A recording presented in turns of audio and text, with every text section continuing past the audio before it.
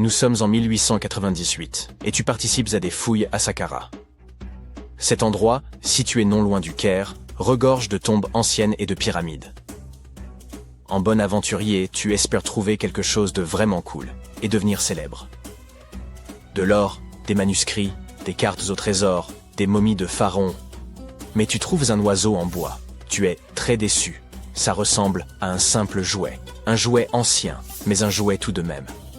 Tu es alors loin de te douter que, dans quelques années, quelqu'un affirmera qu'il s'agit en fait d'un ancien monoplan. Cet objet, surnommé l'oiseau de Saqqara, est en bois de sycomore. Il a une envergure d'à peine 18 cm et pèse environ 40 grammes. Un beau souvenir de ton voyage en Égypte, à mon avis. Il a plus de 2000 ans et est assez simple, sans plumes gravées ni aucune autre décoration. Il a cependant un bec et des yeux, ce qui le fait un peu ressembler à un faucon, l'emblème du dieu Horus. Sa queue a quelque chose d'inhabituel, elle est carrée, étrangement droite, et on dirait qu'une pièce aujourd'hui manquante venait autrefois la compléter. Nous adorons résoudre les mystères, du coup, plusieurs théories ont été avancées au sujet de cet oiseau. La première, toute simple, est qu'il s'agissait d'un objet cérémoniel. La deuxième idée est qu'il s'agissait du jouet d'un enfant né dans une famille aisée. Il pourrait s'agir d'une sorte de boomerang, très populaire dans l'Égypte ancienne. Enfin, selon une autre théorie, l'oiseau aurait été utilisé comme girouette. Mais cette théorie n'a pas été retenue, car la figurine ne présente aucun trou ou marquage, à l'exception de celui qui a été fait au musée du Caire pour la fixer sur son socle. Il n'y avait donc jadis aucun moyen de l'accrocher.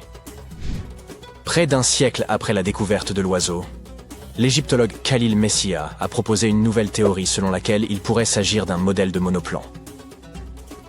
Selon lui, il manquait à l'oiseau un empennage horizontal. Par ailleurs, ses ailes étaient placées à angle droit, comme celles des avions modernes. Cela aurait pu servir à générer la portance aérodynamique nécessaire au vol. Le docteur Messia a également affirmé qu'il était courant à l'époque de placer des modèles miniatures d'inventions technologiques dans les tombes.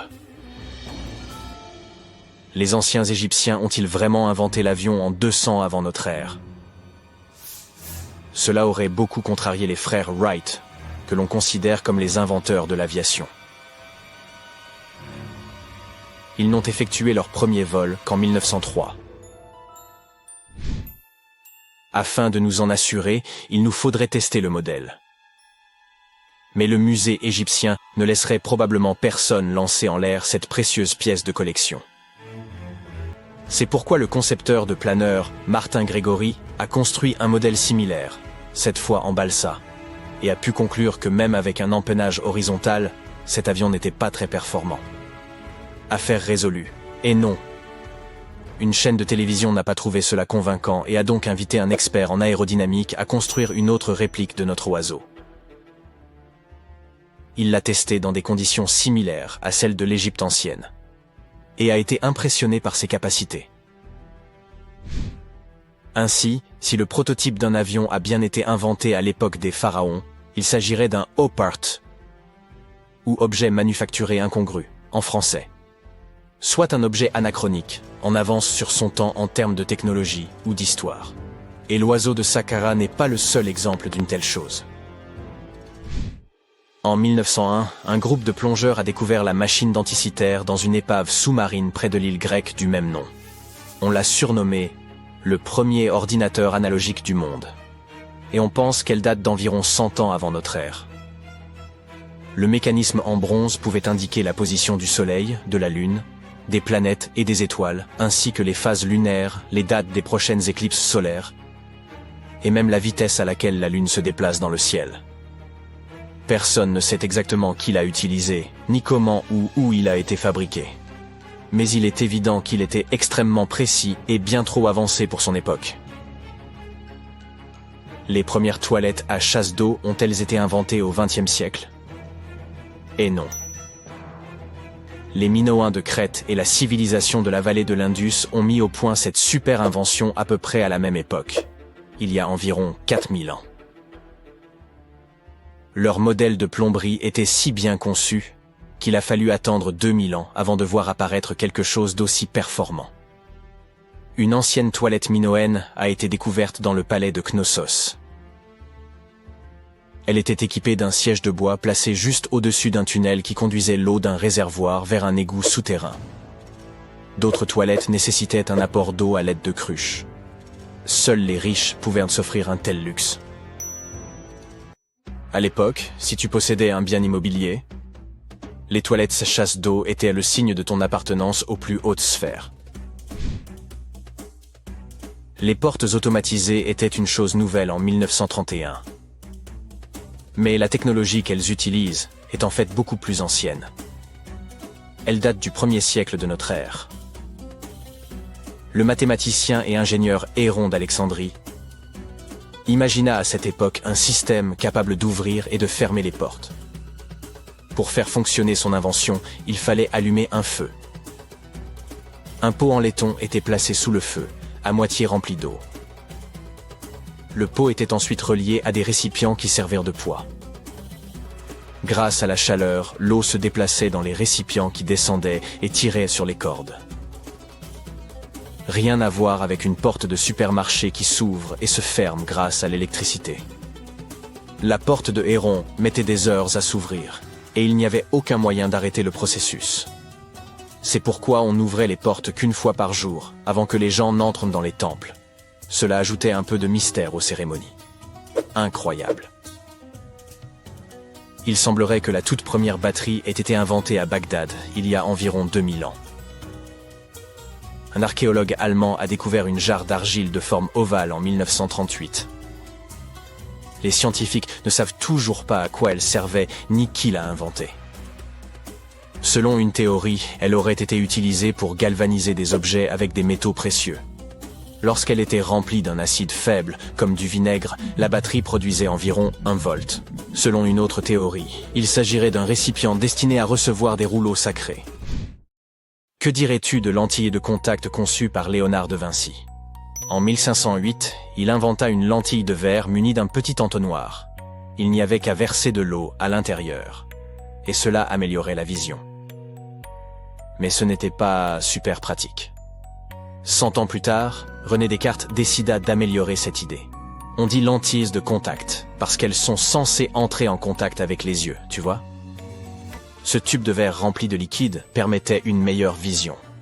Mais il était hélas impossible de cligner des yeux. 2 siècles et demi plus tard. La technologie du verre permit aux scientifiques de concevoir des lentilles qui s'inséraient dans l'œil et permettaient même à leurs porteurs de cligner des yeux. Une belle invention.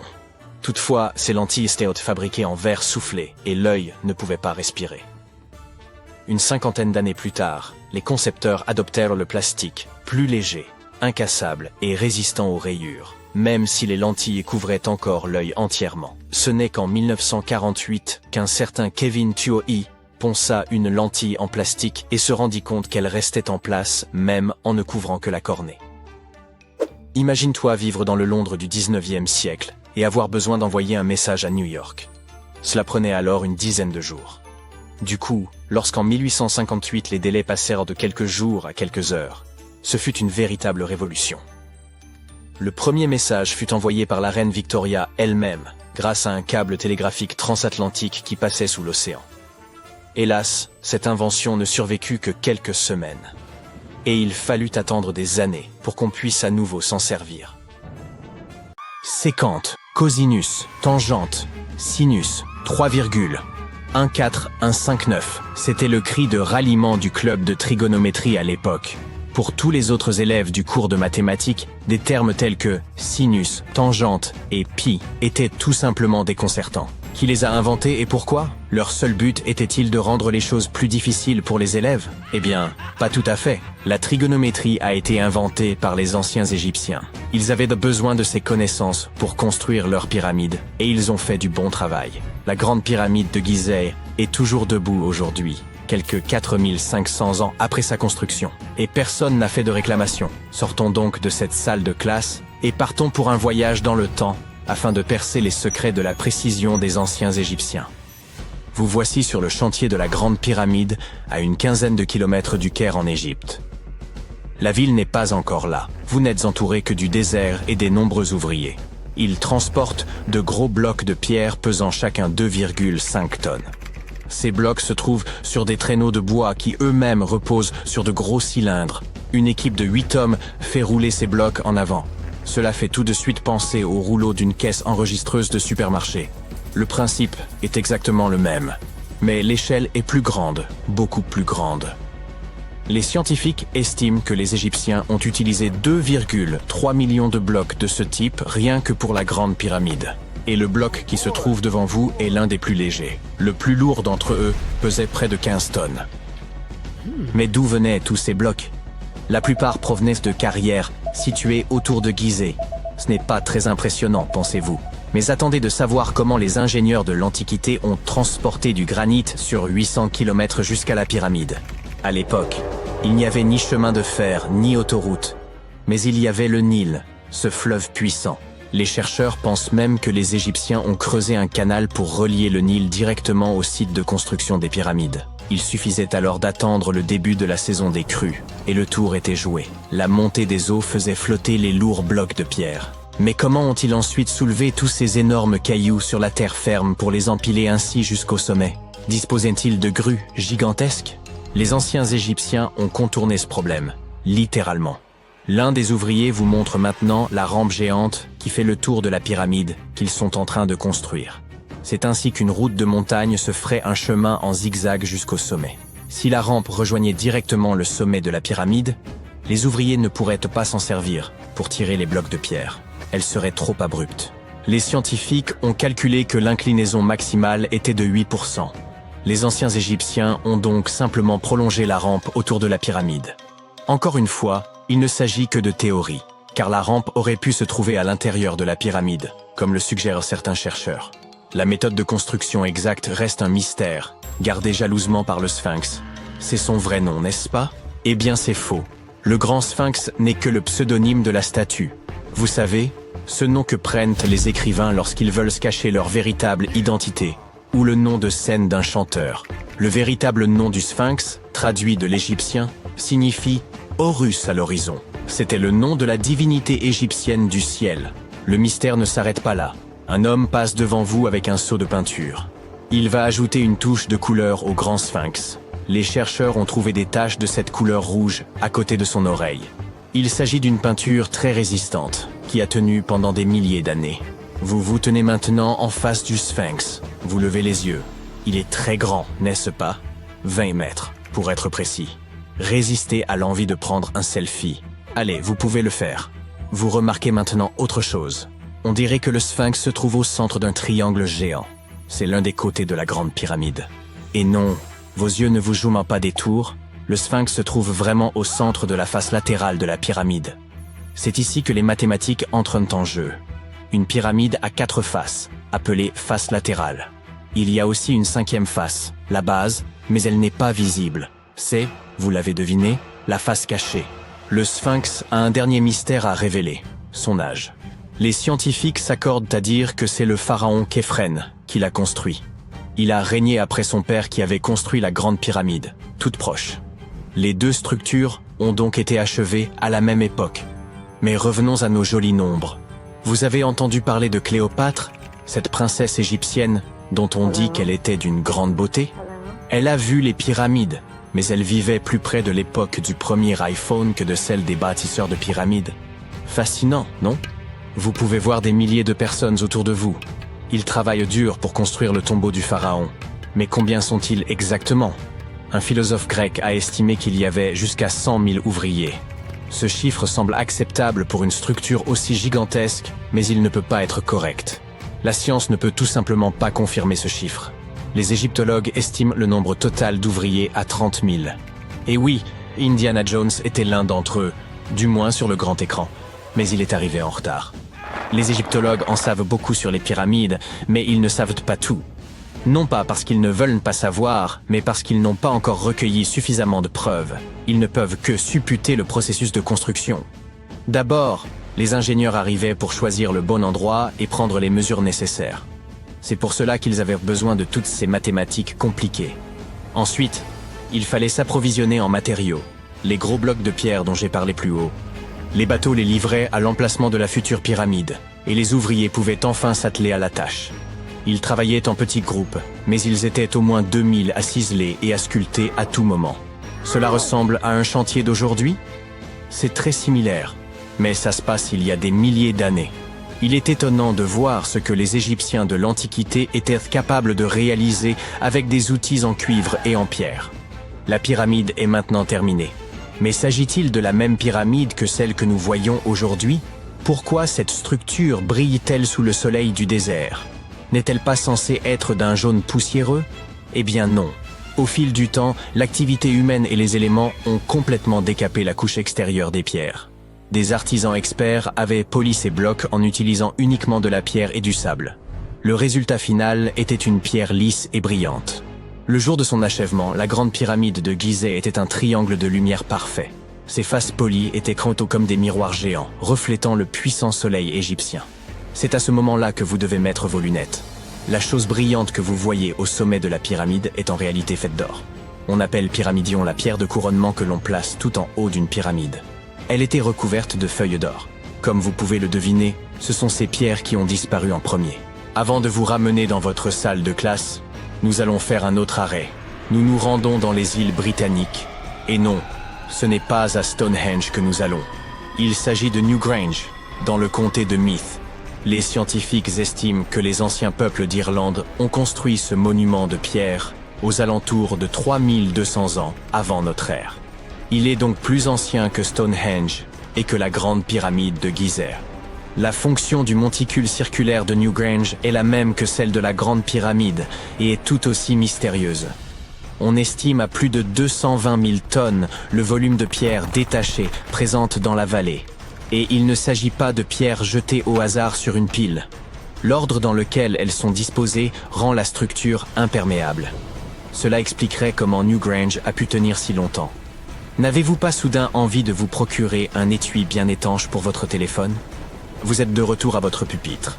Mais le cours de mathématiques d'aujourd'hui est la dernière chose à laquelle vous pensez. Vous pensez à la grandeur des pyramides égyptiennes. Et vous vous demandez si nous avons quelque chose de semblable aujourd'hui. Eh bien, sachez que les ingénieurs modernes sont tout aussi impressionnés que vous par la grande pyramide. On trouve une pyramide de verre dans la cour principale du célèbre musée du Louvre à Paris. Le panorama de San Francisco ne serait pas complet sans la Trans-America pyramide de 48 étages. Mais c'est à Las Vegas que l'on est allé le plus loin. C'est dans cette ville que se trouve l'hôtel Luxor. Il est très grand. C'est même la 3e plus grande pyramide de la planète. Et devinez ce qui se trouve juste devant. Oui, une réplique du Sphinx. Elle mesure 33,5 mètres de haut, soit 2 étages de plus que celle de Gizeh. Et oui, tout est plus grand à Las Vegas. La première règle est de ne pas paniquer, dit le guide. Il donne à Michael une combinaison épaisse, même s'il fait très chaud ici. Tu ne pourras pas t'en passer, ajoute-t-il. Michael enfile la tenue et a la chair de poule sur tout le corps. Pourquoi ai-je si froid maintenant? Le guide explique que c'est un tissu rafraîchissant unique. Il sauvera Michael d'un éventuel coup de chaud à l'intérieur de la grotte. Le guide lui donne aussi une bouteille d'oxygène et un masque. « On va plonger ?» demande Michael. « Non, mais tes poumons risquent de se remplir d'eau si tu ne l'utilises pas. » Les genoux de Michael tremblent de peur. Ce n'était peut-être pas une si bonne idée après tout. « Bienvenue dans l'une des grottes les plus dangereuses de la planète », dit le guide en entrant dans l'anfractuosité au pied d'une montagne. Cet endroit s'appelle la grotte des cristaux et il est situé au Mexique. Du magma s'est écoulé ici depuis les entrailles chaudes de la planète il y a 26 millions d'années. Il n'a cessé de remonter et de se refroidir encore et encore. Il y a eu tellement de magma que cela a formé une montagne. Avec celui-ci, de l'eau riche en minéraux est arrivée. Elle s'est infiltrée dans les tunnels rocheux et a formé une grotte sous la colline. Puis quelque chose d'étrange est apparu dans ces eaux chaudes. Quelque chose qui semblait venir d'une autre planète. Michael descend le long de la corde. Il éclaire l'obscurité sans fond avec sa lampe de poche. L'air devient chaud et lourd. Des particules d'eau microscopiques planent ici. Avec le guide, Michael descend à 300 mètres. C'est plus de la moitié de la hauteur de l'Empire State Building. La température de l'air augmente. Ils ont l'impression de s'approcher du noyau de la Terre. Enfin, la descente se termine et ils se laissent tomber sur la terre ferme. Le guide met un masque à oxygène et dit à Michael de faire de même. Si tu ne peux pas respirer dans un air aussi humide et acide, tes poumons peuvent se remplir d'eau, ce qui aura des conséquences désastreuses. L'air ici donne à Michael l'impression de marcher dans un brouillard très épais.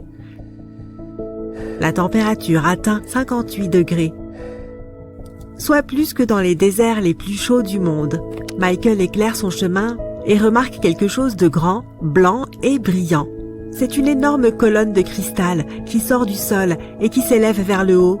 La grotte entière est remplie de ces énormes choses. Elles s'étendent dans différentes directions et s'appuient contre le plafond et les murs. À certains endroits, elles bloquent le chemin et à d'autres, elles forment comme des ponts. Michael grimpe sur l'un des cristaux et marche dessus. Le guide explique que chaque colonne est faite de gypse. Tu connais sans doute cette substance car elle est utilisée pour produire des matériaux de construction bien particuliers, les plaques de plâtre. Michael touche la surface dure de l'une d'entre elles. Il semble qu'une ancienne civilisation aurait pu les construire. Mais le guide explique que tout ce qui se trouve dans cette grotte est d'origine naturelle. Cet endroit a été découvert pour la première fois par 2 mineurs en 2000. Depuis, les scientifiques ont réussi à découvrir que certains cristaux avaient 500 000 ans. On peut aussi y trouver l'un des plus grands cristaux naturels du monde. Cette colonne mesure environ 11 mètres de long et pèse 55 tonnes. Cet endroit a été rempli d'une eau riche en sulfate de calcium, un élément capable de former des minéraux. Une variété incolore de gypse prévaut ici. L'eau et l'air chaud ont aidé à former ces cristaux. L'humidité et la température n'ont pas changé depuis des siècles, de sorte que ces colonnes continuent de croître aujourd'hui. Cet endroit est fascinant. Michael veut rester ici plus longtemps pour explorer la grotte, mais malheureusement, c'est dangereux. Il risque de se perdre ou de glisser sur les roches de gypse. De plus, il commence à manquer d'oxygène, alors ils doivent remonter. Ils sortent de la grotte et se retrouvent nez à nez avec la police. Il s'avère qu'il est interdit aux touristes d'entrer dans la grotte. Même les scientifiques doivent obtenir une autorisation spéciale pour s'y rendre. Et ce pour une bonne raison, puisque la grotte est l'un des endroits les plus dangereux de la planète. Michael et le guide s'acquittent d'une amende et quittent le Mexique. La prochaine étape est l'Italie. C'est une bonne chose que tu aies pris un appareil photo avec toi, dit le guide. C'est l'une des grottes les plus fascinantes du monde. Tu auras besoin du meilleur équipement pour capturer cette beauté. Michael et le guide sont sur un petit bateau. Ils naviguent le long de la côte de l'île de Capri. Heureusement, il n'y aura pas de danger cette fois-ci. Ils s'approchent d'une petite faille à l'intérieur de la montagne. C'est l'entrée de la grotte bleue. Le trou est si petit qu'un seul bateau peut y passer. Michael et le guide entrent dans une autre dimension. La grotte est remplie d'eau. Les murs brillent d'une lumière bleue provenant des profondeurs du lac. Michael prend des photos de la grotte et remarque que l'entrée par laquelle ils sont passés brille d'une lumière blanche éclatante. Ce sont les rayons du soleil qui illuminent la grotte lorsqu'ils y pénètrent. Il y a un autre trou sous l'eau. Les rayons du soleil y pénètrent, emplissant le lac d'une lueur bleue. Mais il est déjà temps de ressortir. La prochaine grotte se trouve en Nouvelle-Zélande. Ils arrivent sur l'île du Nord. Il s'y trouve un endroit très profond, avec des grottes sinueuses et complexes. Elles sont apparues ici il y a environ 30 millions d'années. Michael et le guide s'approchent de l'entrée de la grotte obscure. Michael allume une lampe de poche. « Débarrasse-t'en !» dit le guide. « Tu n'en auras pas besoin à l'intérieur. » Ils entrent. Michael est tellement surpris que sa mâchoire en tombe. Toute la grotte est remplie de lanternes lumineuses. Ce sont des créatures vivantes, des lucioles qui brillent d'une lumière bleutée. Michael a l'impression d'être sur une autre planète. L'entrée de la grotte est limitée pour ne pas nuire aux lucioles. Les scientifiques utilisent des équipements automatisés afin de surveiller la grotte. Ils contrôlent ainsi la température et le niveau de dioxyde de carbone nécessaires pour maintenir les conditions de vie des lucioles. Si trop de gens viennent ici, le niveau de dioxyde de carbone augmentera. La durée de la visite est également limitée. Alors on demande à Michael et au guide de quitter les lieux. Et maintenant, nous allons voir quelque chose de vraiment effrayant, dit le guide. Tu es prêt? Le prochain arrêt est en Californie. L'endroit s'appelle Moaning Caverns, qui signifie les grottes gémissantes. La grotte semble tout à fait ordinaire de l'extérieur, mais le guide a l'air un peu anxieux. Lui et Michael s'attachent la corde à la ceinture et entament leur longue descente. Le fond est à 50 mètres de profondeur, soit l'équivalent de la hauteur d'un immeuble de 15 étages. Cela ne semble pas si grand comparé à la grotte de cristal. À mesure qu'ils descendent, il fait de plus en plus froid et sombre. À ce moment-là, tous les sons provenant d'en haut disparaissent. Ils s'enfoncent lentement dans un silence inquiétant. « Qu'est-ce que c'est ?» demande Michael, effrayé. « Je crois que j'ai entendu la voix de quelqu'un en bas. » Le guide pose un doigt sur ses lèvres pour faire taire Michael. Un gémissement humain fort et prolongé provient des profondeurs obscures de la grotte. Dans les premières secondes, Michael se fige. Puis il remonte rapidement le long de la corde. Le guide se moque de lui. Ils entendent un autre gémissement. Michael sort rapidement de la grotte et tire sur la corde pour faire sortir le guide. Ce dernier dit que c'est l'une des grottes les plus effrayantes du monde. L'air et le vent circulent dans les profondeurs et créent un son semblable à un gémissement. Les touristes y descendent souvent pour jouer avec leurs nerfs. De plus, on a trouvé environ 100 squelettes humains au fond de la grotte et personne ne sait comment ils sont arrivés là. Michael ne veut pas retourner à l'intérieur. Il demande au guide de lui expliquer comment se forment les grottes. Il s'avère que tout commence lorsque le sol absorbe une pluie acide composée d'eau et de dioxyde de carbone. Le liquide pénètre dans le sol et entre en contact avec les surfaces de roches dures. Lorsque l'eau touche le calcaire ou la dolomite, elle les dissout et contribue à former un espace vide. Chaque année, il y a de plus en plus d'espace autour. La pluie continue de tomber et de s'accumuler dans cette zone ouverte. Ensuite, l'eau forme un ruisseau ou une rivière souterraine. Puis, l'érosion des roches dures commence. Des milliers d'années plus tard, il y a assez d'espace pour qu'un être humain puisse passer. Puis cet espace devient une grotte lorsque l'érosion se combine avec les stalactites et les stalagmites. Elles forment des chambres et des colonnes impressionnantes.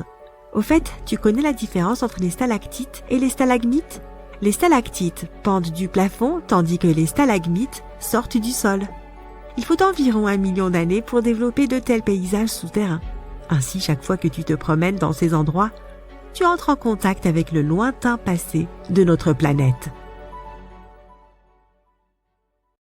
On a tous eu peur du noir à un moment de notre vie. Pas vrai? Te rappelles-tu te faire border par l'un de tes parents après qu'il t'ait lu un conte de fées effrayant avec des monstres, des dragons ou même des dinosaures? Quand ils étaient sur le point d'éteindre la lumière et de sortir silencieusement de ta chambre, tu t'en souvenais. Et s'il y avait quelque chose de caché sous ton lit? Ou pire, si une créature effrayante était cachée dans le placard? Tu pouvais te lever et vérifier, mais il faisait bien trop sombre. Ne serait-il pas formidable d'avoir une source de lumière qui viendrait de l'intérieur de notre corps et qu'on pourrait utiliser à volonté dans le noir? Malheureusement, nous ne sommes pas capables de faire ça. Mais il existe plusieurs créatures qui peuvent s'éclairer elles-mêmes. C'est grâce à un petit truc que les scientifiques appellent la bioluminescence. Les animaux vivant dans la mer ont plus souvent tendance à avoir ce talent que les autres. Et on peut trouver ces créatures n'importe où, près de la surface ou au fond des océans, à 4000 mètres de profondeur si tu aimes les chiffres. Ces créatures utilisent leur lumière pour faire de nombreuses choses, comme communiquer avec les autres membres de leur espèce, attirer des proies ou effrayer leurs ennemis. La bioluminescence est la capacité d'un organisme à émettre sa propre lumière grâce à la chimie. Ces animaux utilisent essentiellement 2 substances, l'une appelée luciférine et l'autre luciférase. Ajoute un peu d'oxygène et boum, ça fait de la lumière.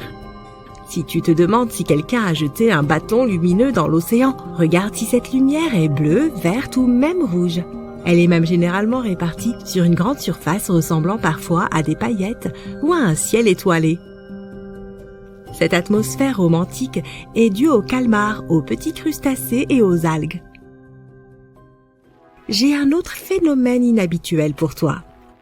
Que dirais-tu d'une chute d'eau dorée?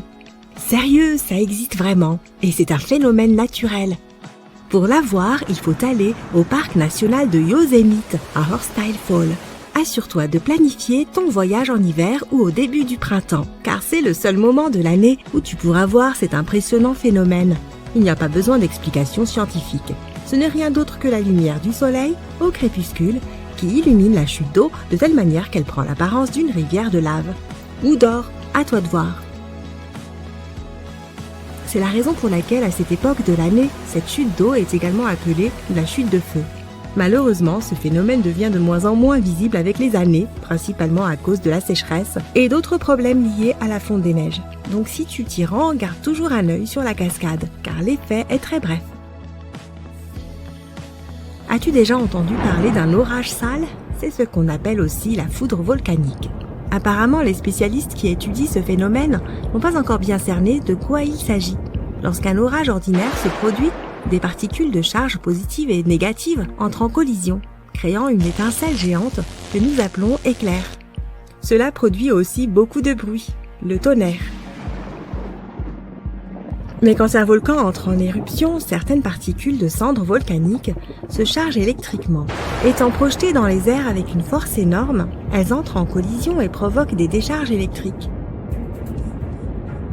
Ceci donne l'impression qu'il y a des éclairs provenant du volcan lui-même. Imagine toutes ces cendres, ces gaz et cette fumée sortant du cratère et ajoute-y des éclairs. L'ensemble est vraiment spectaculaire. Maintenant, que penses-tu de nuages qui ressemblent à des vagues ? On les appelle asperitas. Ils sont généralement assez proches du sol, contrairement aux nuages habituels. Leur nom vient du latin aspero, qui se traduit par rêche ou inégal. En de rares occasions, on peut voir de tels nuages par temps calme. Ils sont surtout associés aux orages. Ces nuages apparaissent lorsque les conditions atmosphériques sont instables et étonnamment, ils ne produisent pas de pluie. Même s'ils ressemblent à des nuages d'orage, ils créent également des motifs aléatoires, trompant nos yeux en leur faisant croire que nous regardons la surface de la mer depuis le fond de l'eau. D'autres nuages impressionnants sont les mammatus. Ce qui les rend si particuliers, c'est une série de renflements émergeant de la base de chaque nuage. Quand ces nuages atteignent un niveau de l'atmosphère où la direction du vent change, ils forment ces motifs ressemblant à des vagues dans le ciel. L'Australie est l'endroit idéal si tu aimes le surf. Mais toutes les vagues que tu verras là-bas ne sont pas faites d'eau. Près d'une ville appelée Hayden, il y a une mystérieuse vague faite de roches. Cette formation granitique remonterait à 2,63 milliards d'années. C'est bien avant que les dinosaures ne commencent à fouler notre planète. D'une hauteur de 15 mètres et d'une largeur de 110 mètres, cette vague s'est formée à la suite de deux processus: la météorisation et l'érosion. Des sédiments tout mous se trouvaient à la base de Wave Rock ont été altérés par les eaux souterraines. Les vents et les pluies ont fait le reste du travail, provoquant l'érosion du reste de la formation. Ces rayures rouges, jaunes et grises sont constituées d'hydroxyde de fer, de carbonate et d'autres composés chimiques qui ont été emportés par la pluie. Maintenant que tu es en Australie, il y a un autre endroit qui semble irréel, mais il faudra le survoler si tu veux obtenir la meilleure photo. Dans la partie occidentale du pays, entourée de forêts vertes, se trouve une série de lacs. Ils sont tous d'une stupéfiante couleur rose vif. Le plus célèbre d'entre eux est le lac Hillier. Un réservoir d'eau de 600 mètres de long, il est entouré de sable et d'une forêt d'eucalyptus. Cela fait encore plus ressortir sa teinte cartoonesque. L'une des nombreuses théories expliquant la couleur de ces lacs mystérieux est liée aux algues. Ces dernières semblent comporter des taux élevés d'une substance appelée bêta-carotène qui contient un pigment rouge-orange. Une autre explication implique des halobactéries, des micro-organismes qui ont parfois une couleur rouge.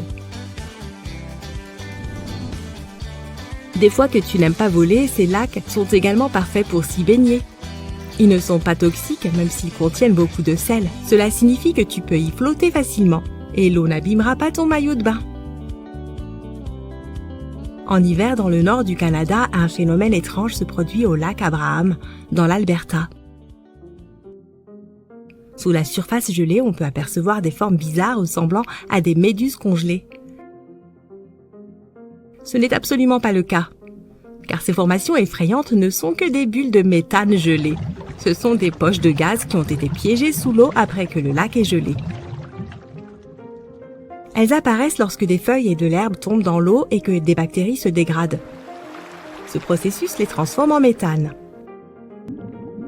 Ce phénomène est aussi beau qu'il est dangereux, car ces poches de méthane peuvent facilement s'enflammer.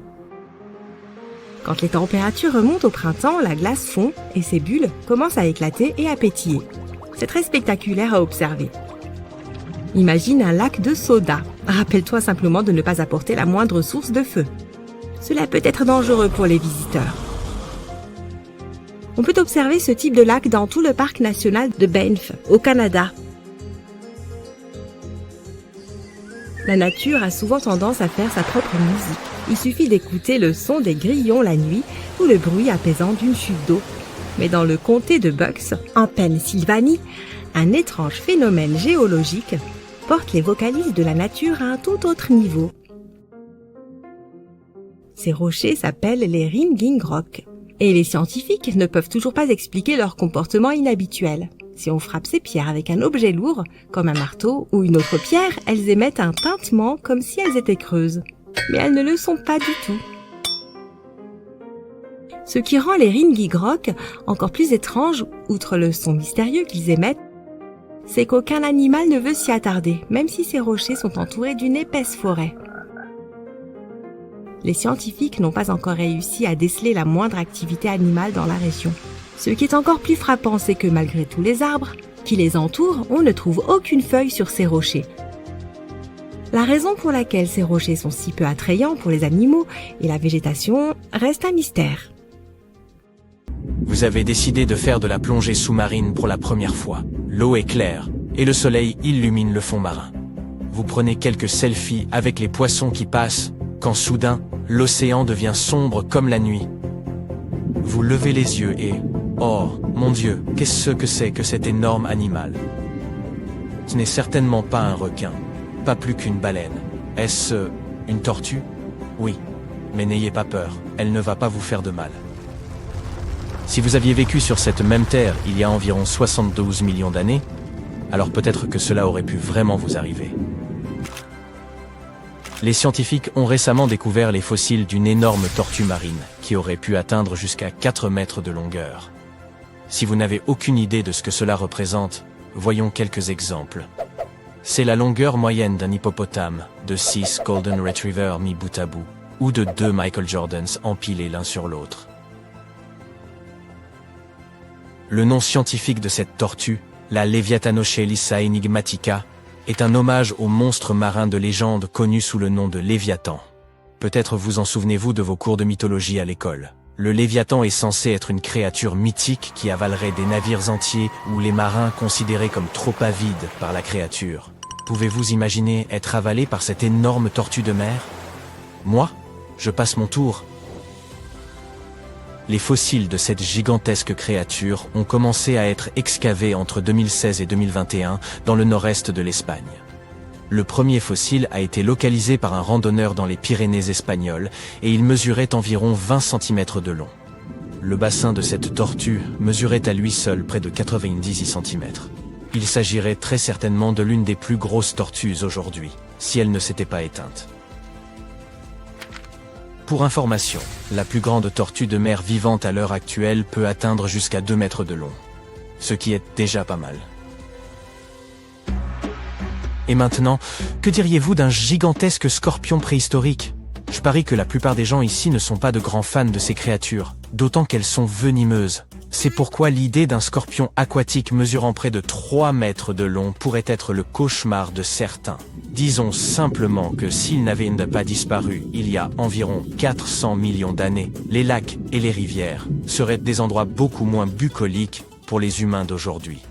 Ces gigantesques arachnides passèrent pour des prédateurs de premier ordre à leur époque, chassant tout, des poissons aux autres animaux, y compris de leur propre espèce. Aïe, j'ai la chair de poule rien que d'imaginer ces monstres. Devrions-nous remercier l'astéroïde qui a frappé notre planète dès maintenant ou plus tard dans la vidéo?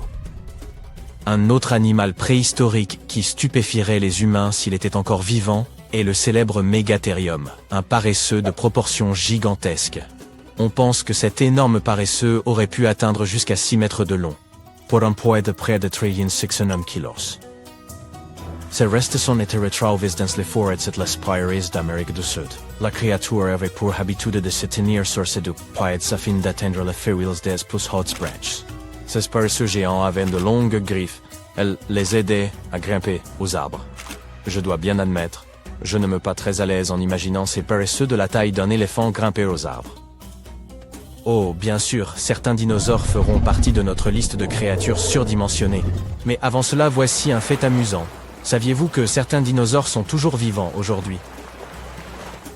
Les chercheurs ont déterminé que les oiseaux pouvaient être classés comme des théropodes. Des créatures redoutables telles que le tyrannosaure et le velociraptor appartenaient à ce groupe. Je suis sûr que vous avez entendu ces noms bien plus tôt si vous avez regardé Jurassic Park. Le vélociraptor est ce dinosaure effrayant qui s'introduit dans les cuisines. Eh bien, ils ont évolué, ont gagné quelques plumes et se sont transformés en diverses espèces d'oiseaux que nous connaissons aujourd'hui. Cela signifie que n'importe quel oiseau, du dindon à la mésange, est un descendant direct des dinosaures. Maintenant, est-ce que le nom de Spinosaurus vous dit quelque chose? Vous pouvez admirer cet énorme dinosaure dans certains musées aujourd'hui, ses fossiles, je veux dire. Le Spinosaurus était l'un des plus grands prédateurs terrestres à avoir foulé la Terre, ou plutôt, à avoir foulé la Terre et ses eaux, car les chercheurs pensent que ce dino était semi-aquatique. Il se nourrissait principalement de viande, ce qui signifie que les humains seraient des proies naturelles s'ils vivaient encore aujourd'hui. Ce dinosaure carnivore a vécu il y a environ 90 à 100 millions d'années. Il mesurait environ 18 mètres de long, 4 mètres de haut et pesait jusqu'à 22 tonnes. Sa tête avait une taille comparable à celle d'environ 8 boules de bowling et avait la forme de la gueule d'un crocodile.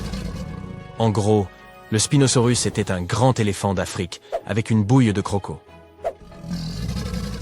Je plaisante, mais ça aurait l'air marrant, n'est-ce pas? Un dinosaure bien plus attrayant était celui-ci, le Patagotitan majorum. Il est considéré comme le plus grand dinosaure qui ait jamais vécu sur notre planète. Ce qui le rendait si grand, c'était son cou extrêmement long et sa queue démesurée. Vous ne voudriez pas vous tenir derrière cette créature, croyez-moi. Si elle décidait de faire un mouvement brusque avec sa queue, vous seriez catapulté au loin. Ce dinosaure a vécu il y a environ 100 millions d'années, et ses fossiles ont été découverts pour la première fois en Argentine autour de 2012. Il mesurait 36 mètres de la tête à la queue, ce qui fait qu'il était presque aussi grand qu'un terrain de football dans sa largeur. Et ai-je mentionné qu'il pesait presque autant qu'une navette spatiale? On parle quand même de 75 tonnes. S'il avait été carnivore, il aurait probablement été le plus grand des prédateurs. Mais ce gros bonhomme était un paisible herbivore, qui avait un cou si long qu'il pouvait mâchouiller les feuilles des arbres les plus hauts. Mignon, n'est-ce pas? Il nous faut aussi parler du Shastasaurus. Comme son nom le suggère, ce lézard peuplait autrefois la région du mont Shasta, en Californie. Même s'il s'agissait d'un reptile marin qui n'a probablement jamais mis les pieds sur la montagne elle-même.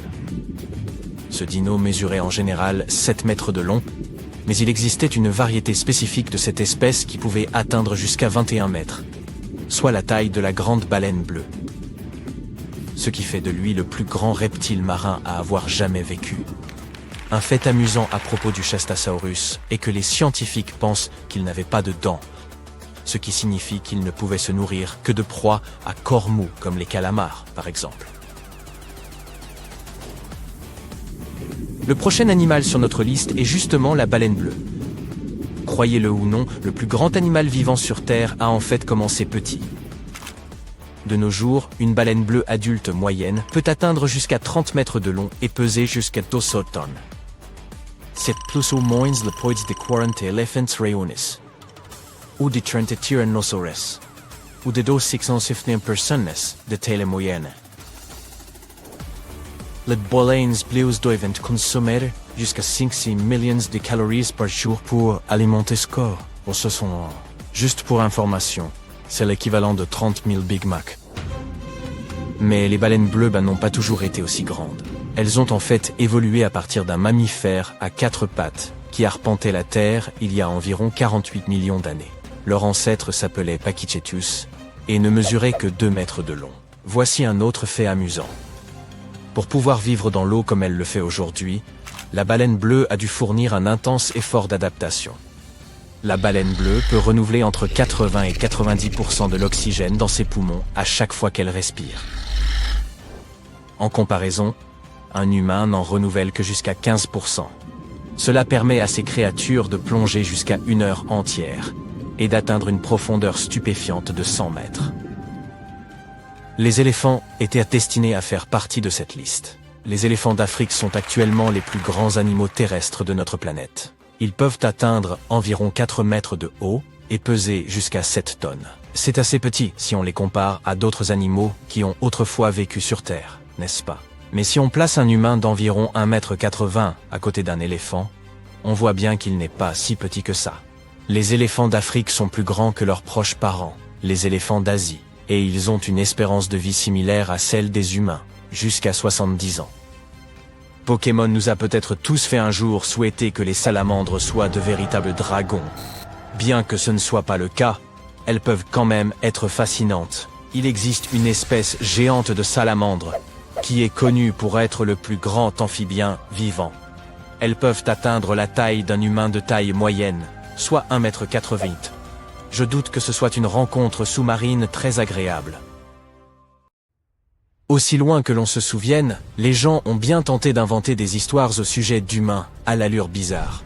Ce qui est encore plus étrange, c'est qu'au fil des ans, des gens ont même prétendu détenir des preuves de l'existence de ces mythiques humanoïdes. C'est le cas des Gorgades, une tribu qui vivait sur des îles proches de la côte atlantique de l'Afrique. La première mention de ce peuple dans la littérature remonte au 1er siècle. On ne dit pas grand-chose des hommes de la tribu, mais les femmes, elles, étaient vraiment spéciales. On prétend qu'elles avaient des poils sur tout le corps. Aujourd'hui, les scientifiques sont presque certains que les gens ont pu confondre des singes avec ces humanoïdes. Un général carthaginois a affirmé avoir débarqué sur ces îles à l'époque et a décrit ces hommes comme étant des coureurs très rapides. Cela soutient l'idée que ces témoignages se rapporteraient à des primates et non des hommes. Il est normal de penser que des singes se seraient enfuis après avoir vu des hommes pour la première fois, n'est-ce pas? La localisation des Gorgades et de leurs îles d'origine est incertaine et a été décrite de différentes manières par les écrivains au fil du temps. Pline l'Ancien, un érudit romain du 1er siècle, a parlé d'une autre tribu étrange. Ce peuple était celui des Astomies. Semblables aux Gorgades, ils étaient réputés très poilus et vivaient dans le delta supérieur du Gange, près de l'actuelle frontière nord de l'Inde. Ce n'est pas tant leur apparence qui les rendait singuliers. Pline a écrit que ces créatures ne mangeaient ni ne buvaient pas du tout. Non pas parce qu'elles ne le voulaient pas, mais parce qu'elles n'avaient pas de bouche. Elles se nourrissaient en reniflant l'odeur des plantes et des pommes. Une forte odeur pouvait également s'avérer très dangereuse pour elles. Quant à leur corpulence, on dit qu'elles étaient sveltes et graciles. Principalement parce qu'elles ne consommaient pas de nourriture. Il est difficile de croire que ces gens aient existé à un moment donné. Pourtant, des faits historiques pourraient venir étayer ce mystérieux comportement de reniflage. Certains spécialistes pensent que les tribus situées près des montagnes de l'Himalaya apportaient des fruits et des légumes parfumés lors de leur voyage. En effet, le fait de renifler quelque chose d'agréable peut aider à lutter contre le mal de l'altitude. Autrefois, les voyageurs pensaient que les nausées étaient causées par un mauvais vent, et essayaient d'y faire face en sentant des oignons, des pommes séchées, des abricots ou de l'ail. Pline l'Ancien semble s'être beaucoup amusé à écrire au sujet d'étranges espèces d'apparence humanoïde. Dans ses écrits, il mentionne également une tribu de personnes sans tête, avec le visage dans la poitrine. Ils étaient également très populaires dans les contes médiévaux et connus sous le nom d'acéphales.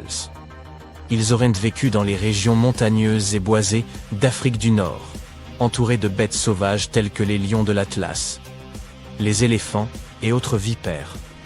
Hérodote, écrivain grec du VIe siècle avant notre ère, mentionne également ce peuple dans ses récits. Mais comme il est connu à la fois comme le père de l'histoire et le père des bobards, je n'adhérerais pas si vite à ces fables si j'étais toi. Comme beaucoup d'autres mythes entourant des créatures mythiques, il y a une part de vérité dans ces descriptions. Les personnes qui voyagent dans le désert, comme les Touaregs, portent traditionnellement des vêtements qui les couvrent entièrement, avec des espaces dans le tissu réservés à leurs yeux et à leur nez. Cette tradition les protège de la chaleur et du sable pendant leur traversée du désert. Il n'est donc pas étonnant que ces vêtements aient pu laisser croire aux auteurs de l'Antiquité que ces gens n'avaient pas de tête. Le groupe mythique suivant était aux gens ce que les bassets sont aux chiens, non pas parce qu'ils avaient un très bon odorat ou parce qu'ils ronflaient sur le canapé toute la journée. mais parce qu'ils avaient des oreilles si longues qu'ils pouvaient s'en couvrir tout le corps pendant la nuit. On les surnommait les Panotéens, et on disait qu'il s'agissait d'une tribu de géants venus d'îles mystérieuses et froides. Ils dormaient recroquevillés dans leurs grandes oreilles, et certains disaient qu'elles pouvaient même les aider à voler. Et puis, il y a ces étranges histoires de monopodes. Tu as peut-être déjà deviné à quoi ils ressemblent. Les monopodes étaient des créatures de la mythologie antique qui n'avaient qu'un seul gros pied. Le mot « monopode » signifie d'ailleurs « un seul pied » en grec. On les appelait aussi les sciapodes, ce qui signifie « ombre-pied ». En effet, selon certains récits, ces personnes avaient des pieds si grands qu'elles pouvaient s'en servir comme d'une ombrelle pour se cacher du soleil. Ils se couchaient simplement sur le dos, les pieds dans l'air, au cas où ils seraient accablés par la chaleur torride. Peu importe les brûlures. Os Pirates, ils ont été mentionnés pour la première fois sur une pièce de théâtre en 414 avant notre ère. D'autres voyageurs ont laissé des récits relatant leur rencontre avec des monopodes en Inde, et ils décrivent ces personnes comme n'ayant qu'une seule jambe, mais une jambe avec laquelle ils pouvaient facilement sautiller pour se déplacer. Aucune liste d'étranges créatures à l'apparence humaine ne serait complète sans les sirènes. Elles sont décrites comme des créatures mythiques qui vivraient dans les mers et sont généralement représentées comme ayant le buste d'une femme et une queue de poisson en dessous de la table. Selon les cultures, la sirène représente soit la vie et la fertilité, soit la danger et la ruine. La plus ancienne légende des sirènes connue remonte au premier millénaire avant notre ère. Dans cette histoire, la déesse Derceto désirait vivre sous les eaux, mais ses pères ne lui permirent pas de renoncer à ses beaux traits. Ils optèrent donc pour cette apparence mi-humaine, mi-aquatique. On trouve également des contes populaires parlant de sirènes au commencement de la Grande-Bretagne, mais sans illustration. Dans les contes de marins, les sirènes peuvent symboliser à la fois la chance et le désastre. Comme les marins passaient beaucoup de temps en mer et qu'ils n'avaient parfois rien à faire, il n'est pas étonnant qu'ils aient commencé à croire en des figures qui contrôlaient les intempéries. Les sirènes étaient considérées comme à la fois attirantes et dangereuses, comme la mer elle-même, reflétant la nature imprévisible et palpitante des eaux. Nous n'avons aucune preuve de l'existence des sirènes aujourd'hui, mais certaines personnes ont fait de leur mieux pour fabriquer de fausses preuves au fil des ans. As-tu déjà entendu parler de la sirène des Fidji ? Il s'agit d'une créature inventée par le forain américain P.T. Barnum dans les années 1840. Présentée à New York, Boston et Londres, elle a captivé l'attention du public. Elle n'était pas la seule de son espèce, et ce qui est si étrange, c'est que ces fausses sirènes n'étaient même pas si jolies. Certaines d'entre elles étaient grimées en attachant des queues de poissons à des os de singes. La République dominicaine possède sa propre créature mythique mystérieuse ressemblant à un être humain. Cette légende évoque une femme qui vivrait dans les bois. Elle est décrite comme ayant de longs cheveux noirs. Mais le hic, c'est qu'on prétend qu'elle aurait les pieds en arrière. Bien qu'elle soit de petite taille, ses traits seraient extrêmement délicats, en particulier ses yeux. On la surnomme la ciguapa. On pense qu'il s'agirait d'une créature nocturne et qu'il serait impossible de la pister à partir de ses empreintes, en raison de la position particulière de ses pieds. On pense aussi que pour l'apercevoir, il faudrait partir à sa recherche la nuit, mais seulement lors de la pleine lune. Ah, il y a toujours un arnaque, et tout auras been besoin d'un chien pour t'aider. Son histoire connaît de nombreuses variantes. D'autres contes parlent d'une créature timide qui s'enfuirait à la simple voix des gens. On sait qu'elle dort dans les arbres, et se nourrit de poissons et de fruits. C'est surtout dans la mythologie nordique que l'on entend parler de nains. Dans de nombreux contes d'Europe du Nord, les nains sont décrits comme étant physiquement plus... Les têtes géantes de l'île de Pâques sont si populaires qu'elles ont même leur propre emoji. Leur véritable fonction demeure un mystère depuis des siècles, mais il semblerait qu'on ait enfin découvert comment ils ont été érigés et amenés à leur emplacement actuel. Les statues Moai sont composées de 3 parties. Un grand corps jaune, un chapeau rouge, le pukao, et des yeux blancs à l'iris faits de corail. Environ 1 millier d'entre elles ont été sculptées. Les corps principaux de la plupart des statues ont été fabriqués à partir de tufs volcaniques, provenant d'une carrière locale située dans CE, qui était autrefois un volcan. Ce matériau est facile à modeler, mais il n'est pas simple à transporter. C'est probablement la raison pour laquelle les chercheurs ont retrouvé plus de 300 moaïs inachevés dans cette carrière. Les autres se dressent à divers endroits, face au village, comme s'ils veillaient sur les habitants. Il semble donc que les statues aient été sculptées sur le dos. Ensuite, leurs créateurs les ont détachées de la roche, les ont acheminées vers le bas de la pente et les ont placées en position verticale pour terminer le travail. Une fois la tâche accomplie, il était temps de placer la statue sur sa plateforme. Si tu as déjà pris part à un déménagement, tu sais à quel point cela peut être éreintant. Imagine donc qu'il faille déplacer une statue pesant environ la moitié du poids d'une maison, soit environ 80 tonnes, sans voiture ni équipement moderne, et ce, sur une distance de 5 km. Les locaux ont dû inventer une méthode originale pour y parvenir, et les chercheurs modernes ont essayé de la reproduire pour deviner de quoi il retournait. Ils ont essayé de traîner des répliques de moaïs sur des traîneaux en bois. On a d'abord imaginé que les habitants de l'île auraient pu utiliser des palmiers à cette fin, mais cette théorie a été réfutée. L'expérience la plus réussie jusqu'à présent a consisté à utiliser des cordes pour faire basculer la statue en position debout le long de la route. Cette méthode semble crédible car les légendes locales de Rapa Nui mentionnent que les moaïs auraient simplement marché depuis la carrière. Et bien sûr, ils avaient besoin d'une bonne route pour parvenir à bon port. Au début du XXe siècle, la chercheuse Catherine Routledge a identifié un réseau routier vieux de 800 ans sur l'île. Il s'agissait d'un ensemble de sentiers d'environ 5 mètres de large qui partaient tous de la carrière. Elle a d'abord pensé que ces routes remplissaient une fonction cérémonielle et n'avaient pas été construites uniquement pour les statues. Comme elle n'était pas encore une scientifique de renom, ses collègues se sont contentés d'ignorer sa théorie. Plusieurs décennies plus tard, le célèbre aventurier et archéologue norvégien Thor Heyerdahl a publié sa propre théorie. Il a suggéré que ces routes avaient été construites exclusivement pour transporter les moaïs, et que certaines statues avaient été laissées le long du chemin pour une raison ou une autre. Mais en 2010, d'autres chercheurs ont découvert que ces statues n'avaient pas été déposées au hasard. Elles avaient en fait atteint leur destination finale car elles reposaient toutes sur des plateformes enfouies. De plus, la route se présentait comme un fossé. Il n'aurait donc pas été facile d'y tirer des statues massives. Il est encore possible de distinguer environ 25 km de ces sentiers à travers l'île et de les observer sur les images satellites. Il semble que Catherine Routledge ait vu juste. Ces routes ont probablement été construites pour les pèlerins qui se rendèrent au volcan sacré, et les moaïs qui les bordaient étaient en quelque sorte des bornes d'indication. À l'autre bout du monde, dans le sud de l'Angleterre, se trouve un autre mystère fait de pierre. Illusion sonore massive, symbole d'unité, nécropole ou autre, les scientifiques débattent encore de la raison d'être de Stonehenge. Il aura fallu environ 1500 ans aux bâtisseurs néolithiques pour ériger cette merveille, composée d'une centaine de menhirs dressés en cercle. Des millions de touristes viennent l'admirer chaque année, et les défenseurs du patrimoine s'inquiètent de la route moderne qui serpente maintenant à proximité du site. Cette route moderne est aujourd'hui enfoncée dans le sol, sous le niveau de l'herbe.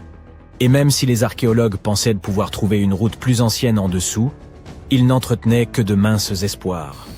Mais en retirant une couche d'asphalte, ils ont remarqué 2 fossés parallèles, qui étaient presque perpendiculaires à la route. Ces fossés relièrent des sections raccourcies d'une plus grande avenue. C'est ce que les archéologues appellent l'ancien sentier menant à Stonehenge. Ils prouvent que les anciens Celtes se rendaient au monument, probablement pour des besoins rituels. Une autre découverte intéressante, faite au cours d'un été particulièrement sec, a été la présence de 3 marques dépourvues de végétation à l'intérieur du cercle de pierre. Il semble qu'elles aient été laissées par 3 rochers massifs. Stonehenge aurait donc pu être un cercle complet à une certaine époque. En 2021, des archéologues ont découvert une voie romaine submergée dans la lagune vénitienne. Le fait qu'elle repose au fond des eaux, sur près de 1200 mètres, prouve que les Romains étaient présents avant que le niveau de la mer ne monte et n'inonde la région. Cela confirme la théorie selon laquelle une importante colonie se serait trouvée ici, de nombreux siècles avant que Venise ne soit fondée à cet emplacement au vieux siècle de notre ère. Les Romains de l'Antiquité étaient doués pour de nombreuses choses, dont la construction de routes. Et il semble qu'ils n'aient pas craint de travailler sur les terrains les plus difficiles. Les scanners ont révélé que la route antique avait été construite directement sur la plage, ce qui aurait nécessité de sérieuses compétences. Maintenant, imagine un village vieux de plus de 1000 ans et comme figé dans le temps. On y trouve encore de la nourriture à moitié mangée sur les tables et des effets personnels abandonnés dans la précipitation. Si tout cela est si bien préservé, c'est grâce aux cendres volcaniques qui le recouvrent. Des chercheurs ont découvert ce village en 2011, dans l'actuel Salvador. Ils pensent qu'une grande célébration aurait eu lieu il y a plus de 1400 ans, dans un village maya du nom de Sérène. Tous les habitants étaient présents, à orner le temple principal en vue du grand rituel lorsqu'un volcan voisin est entré en éruption. Les quelques 200 villageois n'ont pas eu le temps de rentrer chez eux. Pour sauver leur vie, ils ont dû prendre la fuite et se réfugier au sud, sur une route de style maya surélevée appelée le Sagbé. Ils sont parvenus à échapper au panache de cendres volcaniques. En plus de contribuer à sauver tout le monde, la route présentait une autre caractéristique intéressante. Tous les Sagbés sont recouverts d'une couche de pierre, laquelle est faite de cendres. Ironique, n'est-ce pas? Cela prouve que les Mayas n'utilisèrent pas que des pierres pour construire leur route. Des archéologues ont découvert plusieurs pièces de monnaie à Jérusalem lors de l'excavation d'une ancienne rue. En voyant la date de leur frappe, ils ont compris que la route avait été construite à l'époque où Ponce Pilate était le gouverneur romain de Judée. En tant qu'administrateur local, il est presque certain que c'est lui qui a ordonné la construction de cette route. Les pèlerins l'empruntaient probablement pour se rendre sur le mont du Temple, afin d'y célébrer leur culte. Ce chemin, construit avec plus de 10 000 tonnes de calcaire, était presque aussi large qu'un autobus est long, soit près de 8 mètres. Il se trouve là depuis 2000 ans. Il n'est pas courant de découvrir une route ancienne aussi finement ouvragée, et on ne sait pas très bien pourquoi un gouverneur romain aurait dépensé autant d'argent pour celle-ci. Il s'agissait probablement d'une tentative visant à s'attirer les grâces de la population locale. En outre, c'était un excellent moyen d'exhiber la richesse et le pouvoir de Rome. L'Old North Trail est une ancienne route que les habitants d'Amérique du Nord ont empruntée pendant 10 000 ans, d'abord à pied, puis avec des chiens, et enfin avec des chevaux. Les premiers voyageurs se déplaçaient à travers le continent en empruntant ces chemins sur des milliers de kilomètres bien avant l'arrivée des premiers Européens, et ce même pendant la dernière période glaciaire.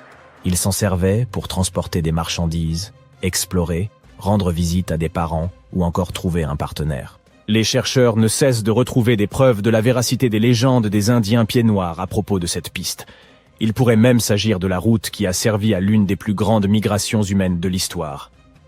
Les peuples qui ont traversé le pont de Béringie depuis l'Asie il y a environ 15 000 ans et se sont installés en Amérique du Nord pourraient avoir emprunté ce corridor libre de glace le long des Rocheuses, qui est devenu plus tard une partie de la piste. La route Nakasendo a été construite au XVIIe siècle, pendant la période Edo de l'histoire japonaise, afin de relier Kyoto à Tokyo. Longue de 500 km, elle traverse des chaînes de montagnes et redescend dans la plaine. C'était l'une des 5 routes principales utilisées par les seigneurs féodaux et leur suite pour se rendre à la capitale. On comptait 69 relais de poste le long de la route où les voyageurs pouvaient passer la nuit. Elle a été construite pour les piétons et les chevaux, car les Japonais n'utilisèrent pas encore de calèches. Il est d'ailleurs encore possible d'en parcourir certaines sections à pied. Imaginez que vous ayez réservé une excursion dans les jungles du Costa Rica. Tout à coup, vous tombez sur une énorme sphère de pierre, dont le diamètre fait presque 2 mètres. Comment diable est-elle arrivée là et que symbolise-t-elle? Vous interrogez immédiatement votre guide. Il n'est pas aussi étonné que vous, et vous explique qu'il y en a en fait plusieurs centaines disséminées dans le sud du pays. Ces mystérieuses sphères de pierre n'ont pas de nom officiel. Les habitants les appellent simplement Las Bolas, ce qui signifie boule en espagnol, tandis que les historiens les appellent les sphères d'Iquis, du nom de la culture qui les a produites. Les scientifiques ont étudié les couches de sédiments de la Terre qui les entourent et estiment que les plus anciennes ont été fabriquées vers l'an 600 de notre ère et que les plus récentes datent de l'an 1000 de notre ère. De nombreuses sphères ont été déplacées après leur découverte initiale. C'est pourquoi les archéologues ont du mal à les dater avec précision. La culture d'Iquis a complètement disparu peu après sa découverte par les Espagnols, au XVIe siècle. Contrairement aux Mayas et aux Aztèques, les mythes et légendes de ces peuples n'ont pas survécu et ne peuvent donc pas expliquer l'existence de ces mystérieuses sphères. Plus de 300 de ces boules ont été découvertes à ce jour, certaines mesurant moins de 2,5 cm de diamètre, les plus grandes mesurant jusqu'à 2 mètres de diamètre, plus hautes donc que la plupart des humains. Bien que certaines sphères soient en calcaire, la majorité d'entre elles ont été sculptées dans une variété de basalte, un type de roche qui se forme lorsque la lave se refroidit rapidement. Certaines sphères pèsent jusqu'à 15 tonnes et, dans la plupart des cas, leur surface est lisse au toucher, bien qu'il existe des pièces plus rugueuses, généralement inachevées. Si l'on écarte la théorie selon laquelle l'érosion fluviale aurait sculpté naturellement ces boules, il semble que ce soit d'anciens hommes qui les aient créées en martelant des blocs de pierre avec d'autres pierres. Une fois la forme approximative obtenue, ils polissaient la roche jusqu'à la perfection en utilisant des techniques telles que la fracture contrôlée et le meulage. Ces mystérieuses sphères se trouvent dans le delta du Dikis, sur la côte de l'océan Pacifique. La plupart d'entre elles ont été découvertes dans un lieu appelé Ferme 6, qui, avec 3 autres sites, a été proclamé site du patrimoine mondial de l'UNESCO en 2014. La zone contient d'autres découvertes de l'époque précolombienne, telles que des espaces pavés, des sites funéraires et des monticules. Pendant des siècles, les boules de pierre ont été cachées sous une épaisse couche de sédiments qui les protégeait des éléments et des pillards jusqu'à ce qu'elles soient remises au jour dans les années 1930. La société propriétaire du terrain défrichait la forêt tropicale pour y installer des bananeraies lorsqu'elle est tombée sur ces étranges ouvrages de pierre. Certaines ont été endommagées par des bulldozers, d'autres par des ouvriers qui tentèrent de les ouvrir, pensant qu'elles contenaient de l'or. Il a fallu un certain temps avant que les autorités n'interviennent pour empêcher que les découvertes ne soient davantage endommagées. Doris Stone, la fille d'un cadre de la société propriétaire du terrain, a été la première à étudier les sphères. En 1943, elle a publié un article dans une revue archéologique américaine de premier plan, attirant ainsi l'attention du monde entier sur les boules. Des expéditions ont rapidement suivi, et les archéologues ont immédiatement pu déterminer que les formations de pierre étaient d'origine humaine, probablement créées par l'ancienne population indigène du Costa Rica. À ce jour, personne n'a été en mesure d'expliquer scientifiquement leur fonction. Cela signifie qu'il y a encore de la place pour les théories les plus folles sur l'origine et la véritable finalité des sphères. La théorie la plus populaire au sein de la communauté scientifique est que ces sphères de pierre servaient de décoration et de symboles sociaux, car nombre d'entre elles ont été retrouvées à proximité des habitations des chefs de tribu. Ces mêmes chefs étaient également enterrés avec certaines des plus petites boules. Ces sculptures étaient donc certainement associées au pouvoir d'une manière ou d'une autre. Ciseler un bloc de pierre à la perfection exigeait beaucoup de travail et de planification, et seuls les individus puissants pouvaient se permettre de telles commandes à l'époque. L'autre théorie la plus répandue est que les boules étaient utilisées pour l'observation astronomique. Les sphères individuelles représentaient des étoiles ou des planètes, formant comme une carte primitive du ciel nocturne. Comme elles étaient parfaitement rondes, il était facile de les faire rouler. Avant que la jungle ne les engloutisse, la région où elles ont été découvertes était une plaine alluviale plate, idéale pour faire rouler de grosses pierres. Une autre version de cette théorie suggère que les pierres étaient utilisées comme marqueurs de frontières, un peu comme les bornes modernes, qui sont elles aussi principalement faites de pierre. Enfin, les légendes d'autres tribus qui vivaient dans la région racontent que les sphères étaient des boulets de canon que la divinité du tonnerre utilisait pour chasser la divinité des vents et des ouragans. Nous ne connaissons toujours pas la fonction première des sphères du Costa Rica, mais elles restent un élément important de l'identité nationale du pays. Le musée national de San José, la capitale du Costa Rica, en possède 6 dans sa cour. De nombreuses autres sphères sont devenues des décorations de jardin, très prisées des habitants les plus fortunés. Il y en a même une à l'université de Harvard. Plus d'un millénaire après leur création, les mystérieuses sphères de pierre du Costa Rica sont toujours associées au pouvoir et à la richesse. En termes mathématiques, les sphères de pierre ne sont pas tout à fait rondes. On estime qu'elles sont presque parfaites, approchant la forme d'une sphère à 96%. Bien que ce chiffre soit impressionnant, les sphères du Costa Rica ne sont pas les seules de leur genre. Il y a près de 10 ans, des ouvriers ont découvert de mystérieuses sphères géantes en pierre dans les profondeurs d'une mine de charbon du nord de l'Asie. La surface de ces sphères, qui mesurait un peu plus de la longueur d'un pas humain en diamètre, était exceptionnellement lisse, et les gens se sont penchés sur la question pour tenter de comprendre ce dont il s'agissait. Certains étaient là persuadés que les boules venaient d'un autre monde, tandis que d'autres suggéraient qu'il s'agissait en fait d'œufs de dinosaures pétrifiés. Les scientifiques ont rapidement mis fin aux discussions. Il s'est avéré que les mystérieuses sphères étaient en réalité des concrétions. Il s'agit de formations rocheuses qui mettent des millions d'années à se former dans les profondeurs du sous-sol. Pensez à un caillou qui amasse de la neige en dévalant une colline. C'est ainsi que se forment les concrétions. L'eau souterraine, riche en sédiments et en minéraux, s'écoule autour de la concrétion, la façonnant lentement en un orbe parfait. Ce processus est assez courant dans la nature, mais en général, les concrétions sont assez petites. Les sphères trouvées dans la mine de charbon avaient atteint cette taille dans un sol riche en minéraux, et elles étaient suffisamment grandes pour intéresser la presse et le grand public. Un autre cas possible de concrétion est celui des imposantes sphères de pierre retrouvées dans la vallée de Visoko, en Bosnie. Semir Osmanagić, que l'on a surnommé l'Indiana Jones bosniaque, a été le premier à étudier ces objets dont la largeur équivaut à celle d'un autobus londonien. Il pense que ces boules de pierre ont été sculptées par une civilisation disparue qui vivait dans la région il y a 1 millier d'années. La couleur rougeâtre des orbes prouve cependant qu'il s'agit bien de concrétions, riches en fer. Les Moki Marbles, découverts dans l'Utah rural, ont une couleur similaire à celle des sphères bosniaques. Ces minuscules concrétions, de la taille d'une bille, sont constituées d'un noyau de grès et d'une coquille d'hématite, un minerai de fer. En Afrique du Sud, des mineurs ont découvert les sphères de Klerksdorp, dont la forme et la taille sont similaires à celles des Moki Marbles.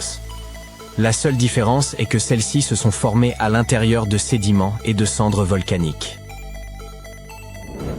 Parmi les petites sphères créées par l'homme, les plus intrigantes sont probablement celles que l'on trouve sur certaines îles grecques. Des scientifiques ont découvert 700 pierres plus petites que des balles de golf près du site de l'âge du bronze d'Akrotiri, sur l'île de Santorin. Ils pensent que ces objets ont entre 3600 et 4500 ans. En comparant toutes les variations de taille et de couleur de ces pierres énigmatiques, les archéologues ont conclu qu'elles auraient pu faire partie du plus ancien jeu de société jamais fabriqué. Avec l'aide de l'intelligence artificielle, les scientifiques tentent aujourd'hui de comprendre les règles de ce jeu.